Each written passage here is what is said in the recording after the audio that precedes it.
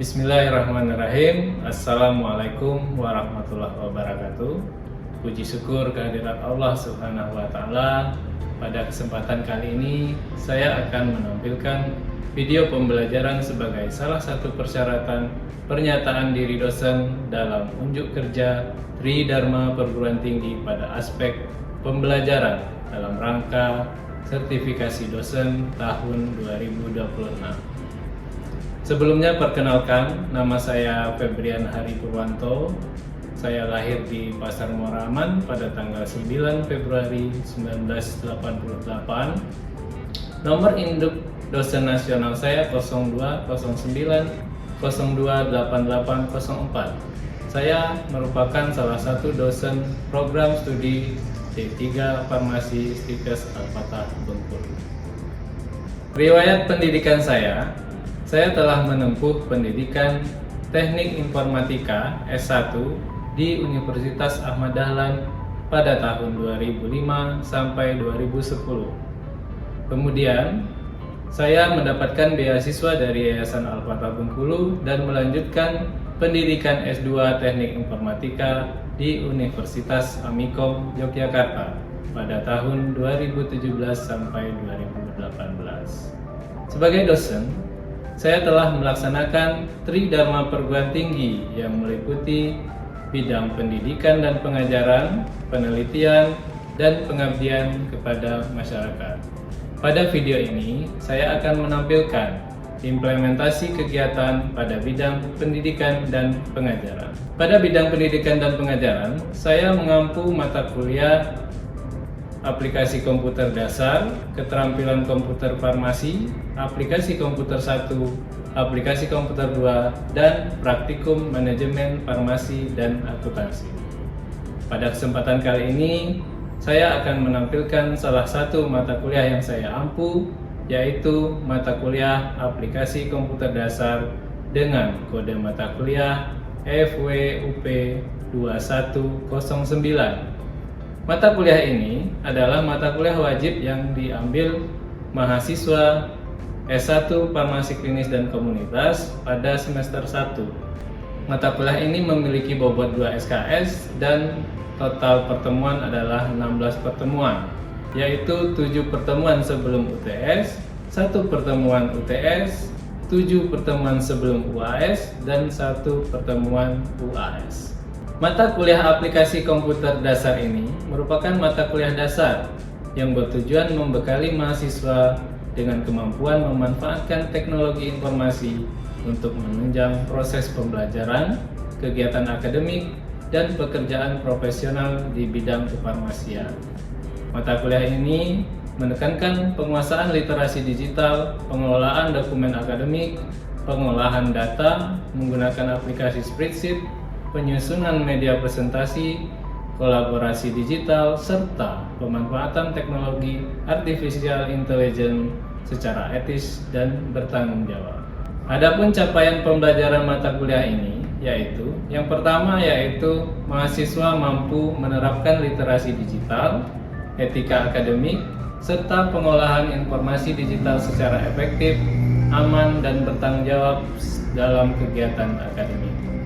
Yang kedua, yaitu mahasiswa mampu menyusun dokumen akademik menggunakan aplikasi pengolah kata sesuai kaidah penulisan ilmiah. Kemudian CPMK yang ketiga, yaitu mahasiswa mampu mengolah, menyajikan, dan menginterpretasikan data sederhana menggunakan aplikasi spreadsheet untuk mendukung penyelesaian permasalahan akademik dan kefarmasian. CPMK yang terakhir yaitu CPMK yang keempat, yaitu mahasiswa mampu memanfaatkan aplikasi presentasi, kolaborasi digital, dan teknologi artificial intelligence secara etis untuk mengkomunikasikan informasi akademik. Adapun bahan kajian di mata kuliah yang saya ampu ini, yang pertama adalah literasi digital dan etika akademik, manajemen file dan cloud storage, kemudian penyusunan dokumen akademik menggunakan aplikasi pengolah kata, pengolahan referensi ilmiah, pengolahan data menggunakan spreadsheet, visualisasi data, penyusunan media presentasi akademik, kolaborasi digital, artificial intelligence untuk produktivitas akademik, serta terdapat proyek integratif aplikasi komputer. Dalam proses pembelajaran, saya menggunakan strategi pembelajaran berbasis Outcome Based Education atau OBE. Strategi pembelajaran ini dirancang agar mahasiswa memperoleh pengalaman belajar secara bertahap, mulai dari penguasaan konsep, praktik penggunaan aplikasi, penyelesaian studi kasus, hingga penyelesaian proyek integratif. Metode pembelajaran yang digunakan yaitu meliputi ceramah interaktif, demonstrasi penggunaan aplikasi, praktikum laboratorium komputer, tutorial, diskusi kelompok, case-based learning, project-based learning, presentasi hasil proyek, serta refleksi pembelajaran.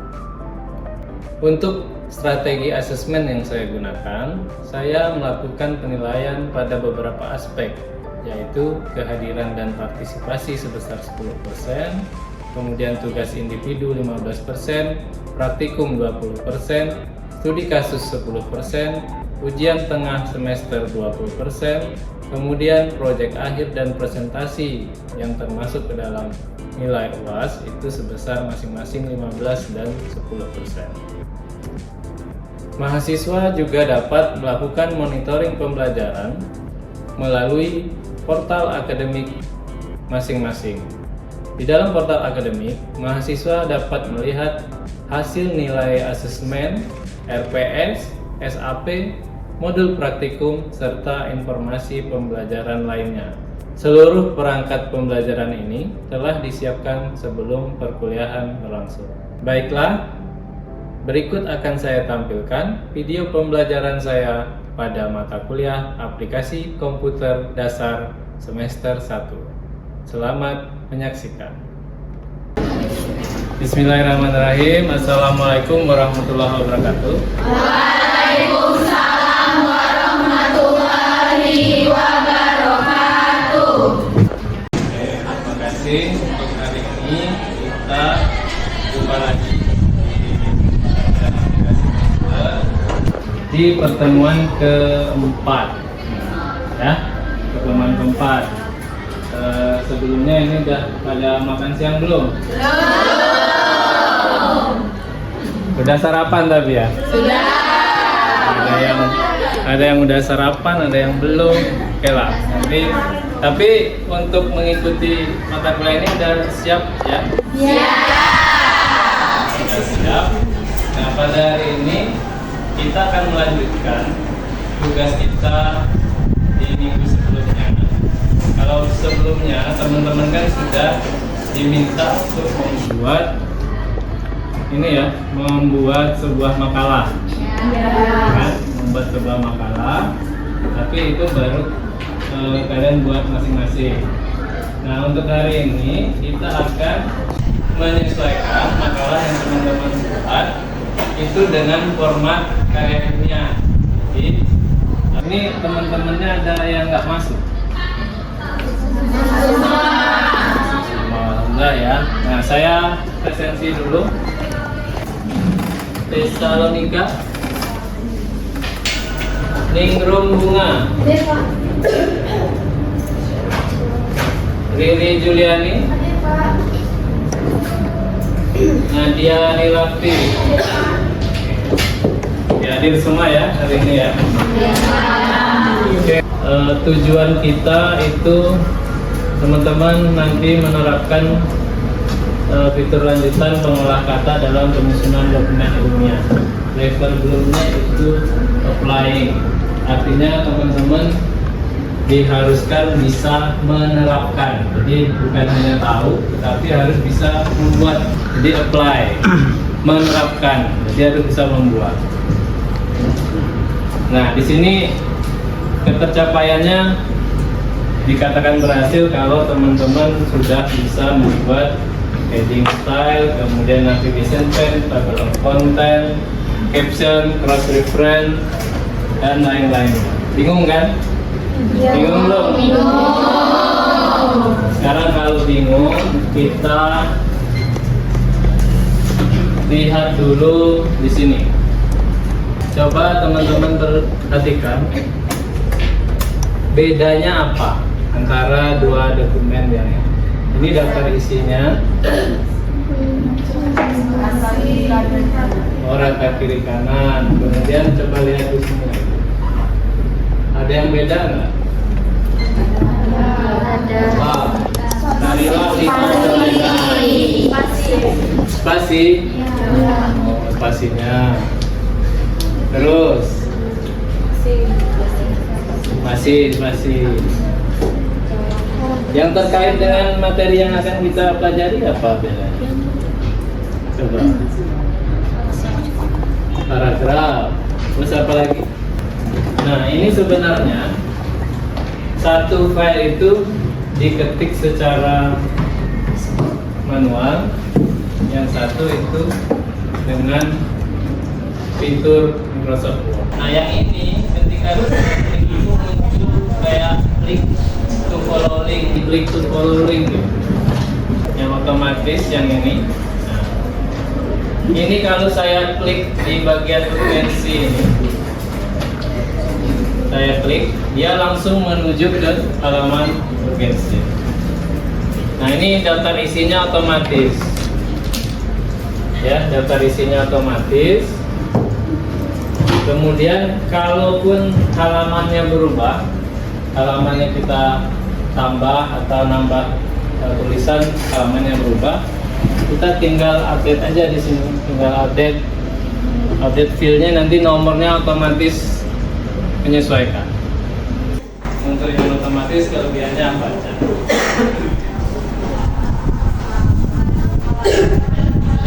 Halamannya bisa diklik langsung, kemudian nomornya bisa berubah sesuai dengan halaman sebenarnya.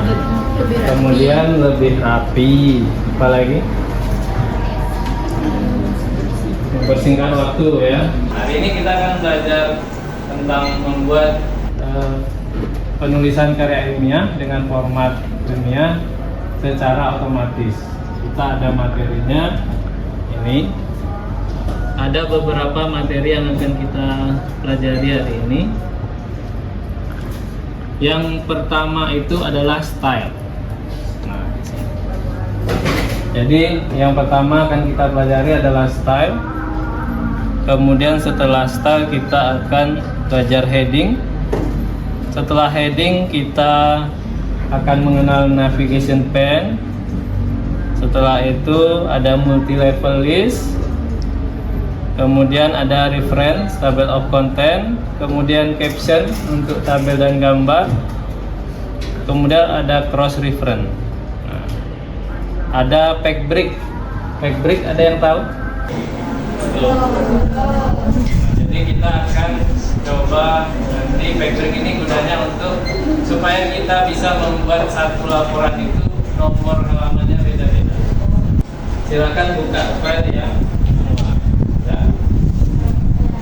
Di file manual, daftar isinya kalian hapus saja. Yang isi daftar isi itu dihapus saja. Yang manual ya, yang halamannya manual. Oke. Nah, sekarang kita setting dulu file kita ini menggunakan multi level list. Oke. Multi level list itu maksudnya daftar sub-bab yang otomatis. Misalkan kalau laporan itu ada bab 1, kemudian 1.1, 1.1.2 itu. Oke, sekarang teman-teman bisa scan materinya. Ini sudah saya buat dalam bentuk video. Ini pemeran videonya terkenal ini, paling ganteng. Jadi teman-teman scan, nanti ada tutorial menggunakan multi level list. Itu ada di channel saya. Nanti kalau teman-teman ini di sana banyak tutorial yang lain. Nah, sekarang scan. Coba kalian buka di HP-nya masing-masing. Ada penjelasan tentang level list. Dicepetin.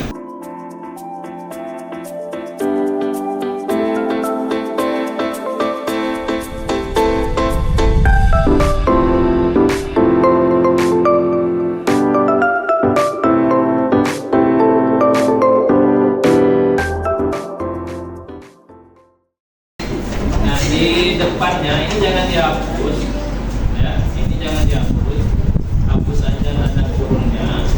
Yang huruf yang angka yang ada abu-abunya itu jangan dihapus. Kasih kursor di depannya, kalian tulis bab. Angka biasa kan? Iya, Pak. Nah, angka biasa.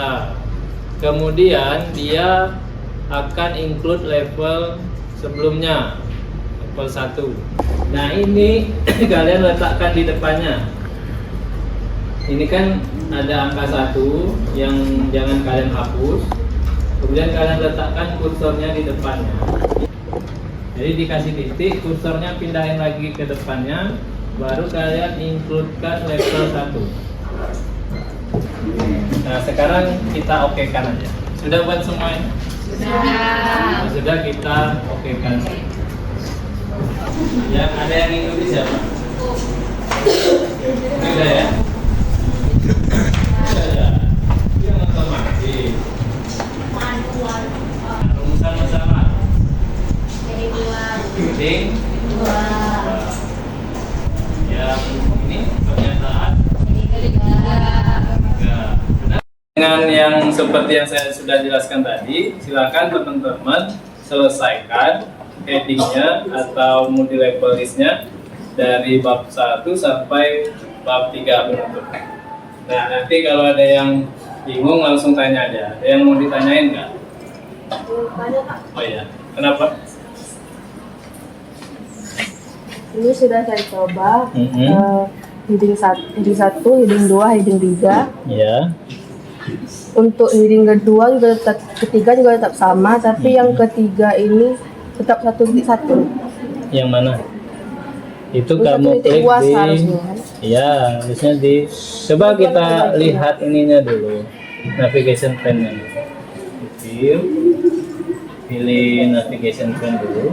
Nah, salahnya apa?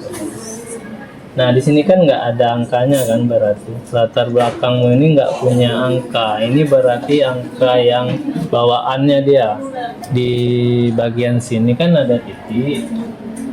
Nanti, nah kamu arahkan ke depan, itu kamu kasih titik lagi. Nah kemudian, nah ini jangan diketik manual, tetapi dipilih level yang sebelumnya. Satu. Nah, di oke kan. Nah, sekarang kita coba. Kamu klik lagi.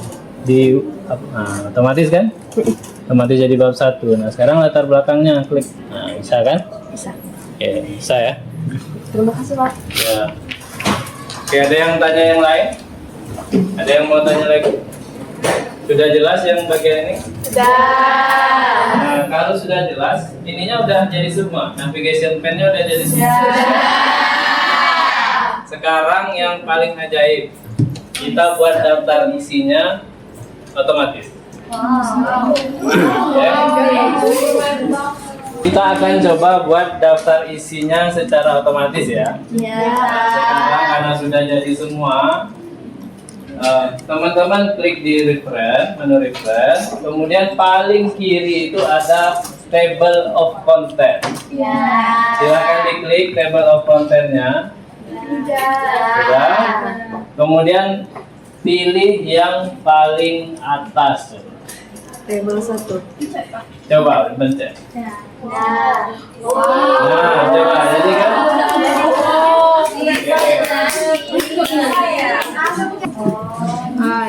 Oh iya.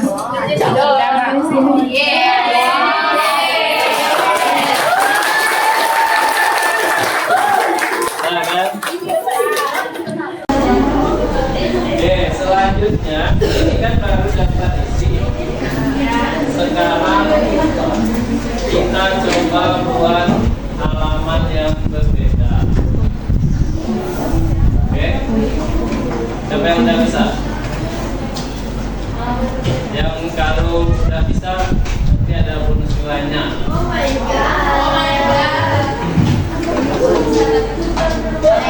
Oke, yang bisa membuat halaman berbeda dulu. Gimana? Saya mau ini yang bagian daftar isi ini saya mau pakai nomor halamannya Roma. Yang bagian bab-babnya Itu nomor halamannya 1 biasa, angka biasa.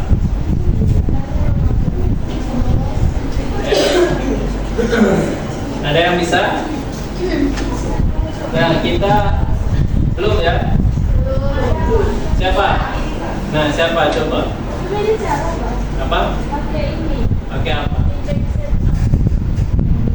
Impact setup terus.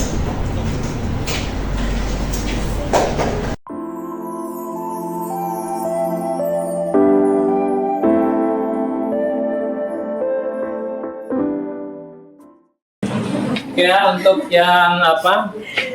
Yang nomor halaman itu, cara paling cepatnya adalah kita gunakan ini.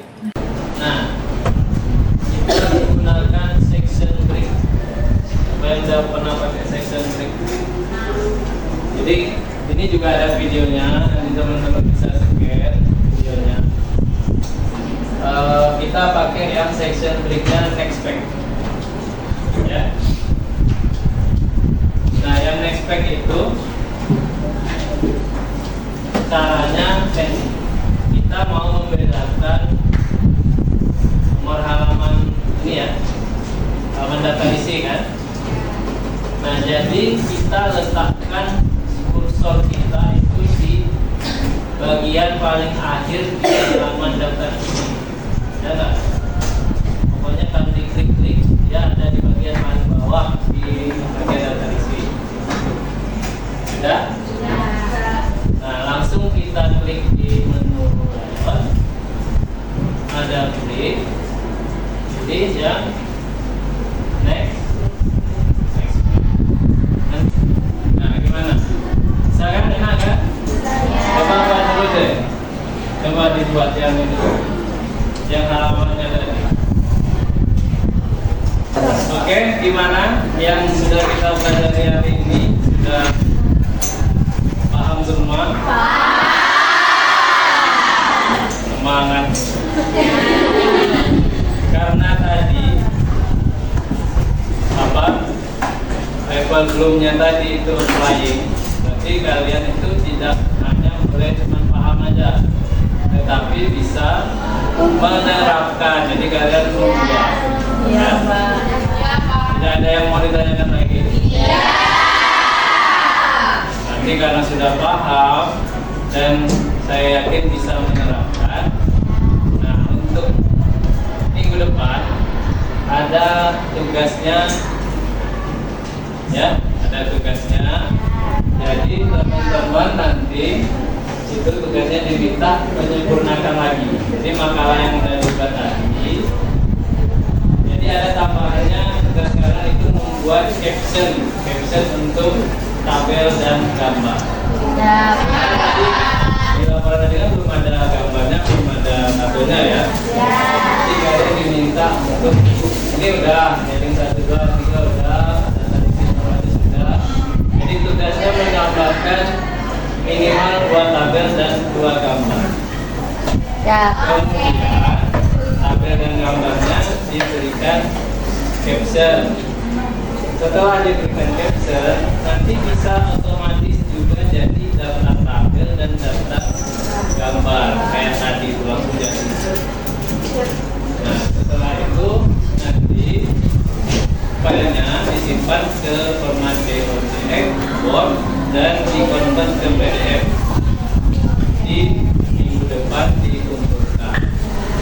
Oke, paham ya? Paham. Untuk materinya tentang caption itu sudah ada di modul. Teman-teman bisa lihat di bagian ini.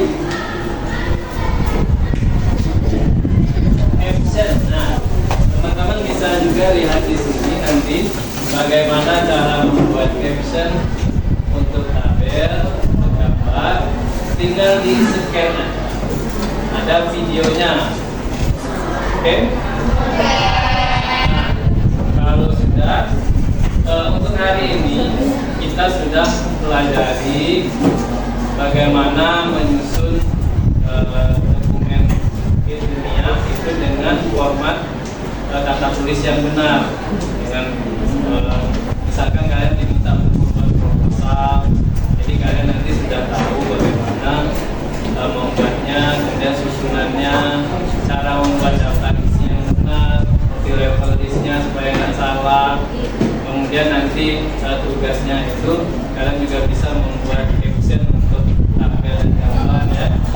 Jadi harapannya setelah selesai pertemuan kita hari ini, teman-teman sudah mampu menerapkan atau membuat laporan atau karya tulisnya sesuai dengan format dengan fitur-fitur yang memang disediakan oleh Microsoft Word, bukan hanya sekedar mengetik manual ya. Nanti ini bisa menjadi bekal teman-teman nanti di semester-semester selanjutnya atau sampai nanti. Jadi sangat perlu, terutama semester akhir nanti kan banyak banget kayak ilmiah ya, laporan tugas akhir itu bisa digunakan. Oke, kalau sudah ada yang mau ditanyakan terkait tugas atau yang lainnya? Untuk materinya sudah lengkap, kalau belum lengkap bisa lihat bawah ada yang lebih lengkap lagi. Ini. Nah, referensinya sudah lengkap semua di situ. Membuat daftar isi, siapa tahu ada yang lupa kan, habis keluar dari ruangan lupa. Jadi sudah saya siapkan. Ada membuat daftar isi, membuat level list, membuat nomor halaman beda-beda, membuat daftar tabel, gambar, bahkan ada bonusnya membuat daftar pustaka. Nah, kita belum sempat tadi. Ya, membuat daftar pustaka. Oke, minggu depan kita akan belajar membuat daftar pustaka. Tetapi kalau di video ini itu masih menggunakan fitur Word, fitur di Microsoft Word. Tetapi minggu depan kita akan belajar menggunakan aplikasi bantu untuk referensi dan citasi. Nah, itu minggu depan kita akan pelajari. Kita akan gunakan, kalau nggak pakai Mendeley, Zotero. Nanti kita coba. Kalau teman-teman punya laptop sendiri, silahkan dibaca-baca di materi kita yang selanjutnya. Install dulu Mendeley-nya. Nanti biar minggu depan bisa langsung kita coba. Oke, itu minggu depan. Untuk hari ini saya cukupkan terlebih dahulu. Terima kasih atas waktu teman-teman sekalian. Nanti semoga minggu depan nanti kita bisa lanjut lagi, tidak ada halangannya. Sekarang boleh meninggalkan lab. Nanti kalau pulang hati-hati di jalan. Terima kasih. Wassalamualaikum warahmatullahi wabarakatuh.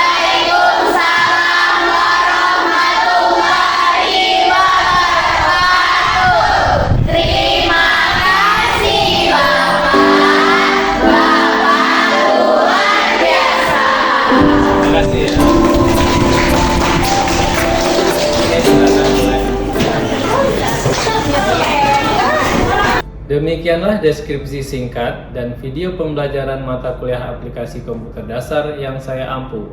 Semoga dapat menjadi gambaran kinerja pengajaran yang telah saya laksanakan di Sekolah Tinggi Kesehatan Al-Fatah Bengkulu.